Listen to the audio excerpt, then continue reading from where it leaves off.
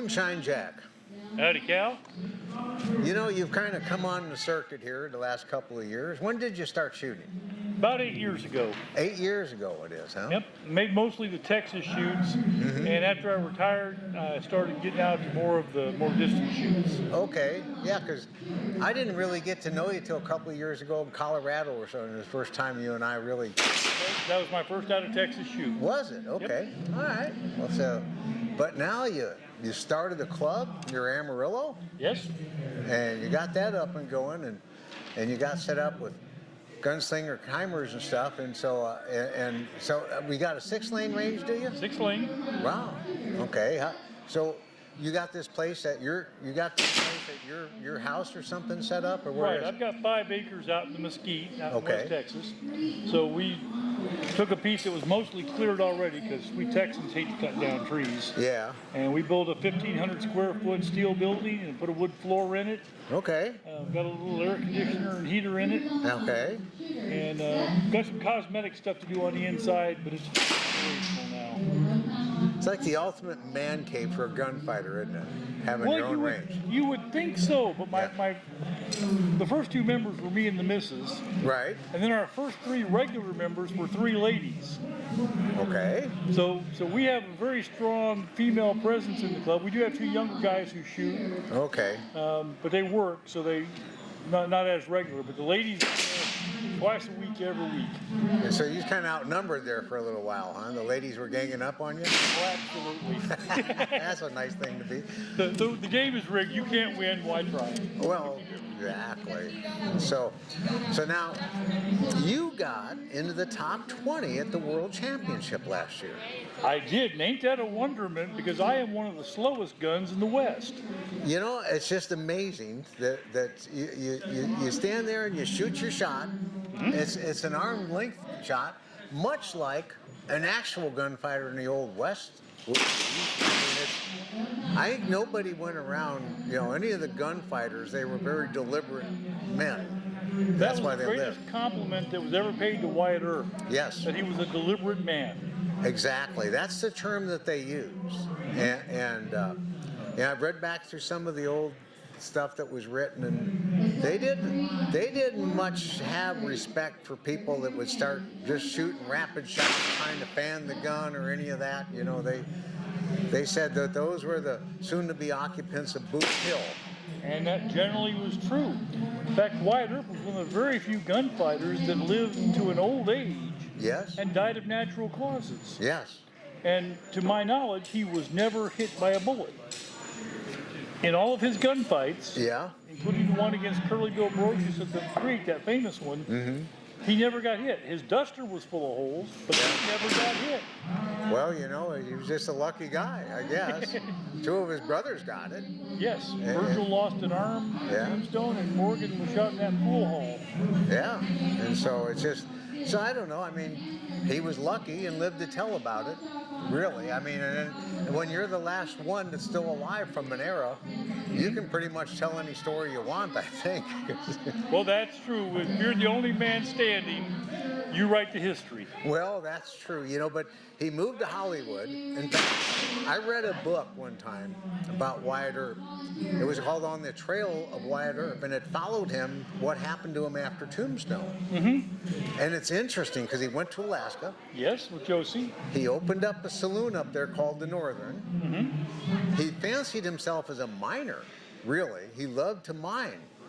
And so he sold the saloon in Alaska, came to Tonopah, Nevada, and set up another saloon there because there was a big mining booth going between there and Goldfield. Silver Rush, I recall. Yeah. And so he was cashing in on the miners, and he had the Northern Saloon in Tonopah. And his brother Virgil got a job in Goldfield working in the hotel. He was a deputy sheriff. I think it's of Mineral County in Nevada, and they had him stationed in the hotel there at night, but he was basically signing autographs and taking pictures with people, and he died in Nevada A lot of people don't know that. Virgil Earp died in Goldfield, Nevada from pneumonia. And then they moved his body, you know, to Oregon, where he's buried now. But it's just so much history, you know, how the two Earp brothers ended up about 20 miles apart in the middle of Nevada. Not so unusual with a family like the Earps, though. Mm-hmm. Because the brothers were very close. Mm-hmm. And that's why they all went to Tombstone. Yeah. It wasn't happenstance. It was one of the brothers went, the other brothers backed their play. Yeah. And that was the way, you know, the blood was thick. It was family. Well, in this book, and it's an interesting book to read, Virgil Earp, you know, got shot in his arm, left right? arm. And so he was kind of injured and from being full law enforcement, so he just kind of was living on the Earp name and what they had done in Tombstone. Wyatt became a very dark character. He had a mine down near Laughlin, Nevada, and they said he would go across. It was actually in Arizona, and he would go across the Colorado River, kind of. He didn't want nobody to know who he was. He didn't hardly talk to anybody, and he would mine in this mine, and then go back and sleep, you know, in Laughlin, Nevada at night, because he was afraid to be in Arizona, because there was still a warrant for him. And so he lived in fear of that. But then in the summertime, it would be so hot down. That's one of the hottest places in the country. He would go and spend his summers over in Los Angeles with Josephine, you know, to get the breeze going. They didn't have AC back in those days. And then he started hanging around with the Hollywood people and trying to get his story told. And he made friends. He was a advisor on some of the scripts and stuff like that in the old, you know, before they came out with talkie movies. And William Hart and was a great friend of his, and they got to know him really good. Tom Mix. And Tom Mix, and they were pallbearers at his funeral, and that's a fact. And so it's interesting, the whole thing about the gunfighters of the original Old West, you know, that lived into the 20th century. And Bat Masterson became a newspaper reporter. Yes, he did. And he was always, and Wyatt for a while promoted boxing. Yeah. And Bat Masterson was a sports writer. Yes. For the newspaper for a while. So it wasn't, these guys would do multiple things, multiple enterprises. They were always trying to reach out, and some say they were chasing the buck. But I think it was a lot more than that. I think they were chasing their interests and their dreams. Yeah, that's true. You know, but no, it's. I love the history of the old gunfighters and what became of them, if they lived long enough for something to become of them. You know, I like the little stories. You get people like Justice Spicer, who wrote some letters and some memoirs, and he tells the shootout at the OK Corral from the perspective of a judge, a justice of the peace, and you get some of the wives that wrote their memoirs and their letters. Oh yeah. And so you can get different perspectives from these people's personal stories. You get some insights into the people.